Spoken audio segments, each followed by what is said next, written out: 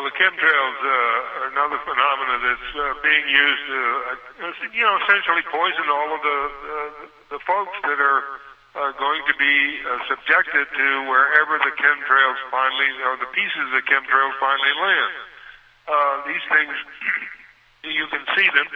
Normally, if you look up in the sky and you see an airplane and a little a fume or a plum comes out of the rear, that normally is a contrail, and it disappears. So you hold up your fingers to about 2 inches, and that should disappear. These are not contrails; they are chemtrails, and they do not disappear. The plane will fly all the way across from horizon to horizon, putting out these chemical toxins that essentially then fall to the ground, fall to the earth. And what do? You breathe them. Sir, you breathe this stuff.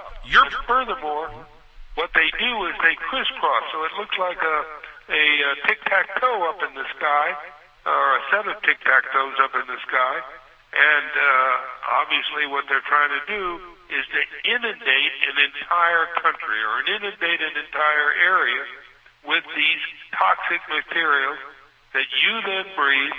You then get the diseases that they want you to get, and you die. Well, I was going to... You're talking about deformed genetic material, partial red blood cells, virus, aluminum, aluminum, barium, beryllium. Aluminum does not belong in your body. Well, let me add just something briefly here because it's so important. I'm sure you guys know about this, but in case you don't, I've now learned in the last year, they call it, these aerosol spraying programs in hundreds of universities, Department of Energy and others. They admit, but they don't call it chemtrails, that it is secret programs for testing the weather and doing other things and to test global warming. They admit that they are doing it now, and the reason they had to do it was so many government people who were compartmentalized were asking and confirming and testing that they had to come out and admit, and now it's in high school textbooks, that, oh yes, they're spraying that as a sunscreen for the earth and claiming it's weather modification.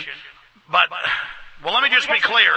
The chemtrail phenomenon, it's a cocktail. There's a bunch of different operations going on, and it's highly classified. They're only admitting the weather modification portion of them. And so we don't know. We need more research. But I know this. Until 96, trails were up there. They formed at 30,000 feet or higher. They were there for 30 seconds a minute. Now they're there for 2 hours while I'm in the garden, and then they start floating down.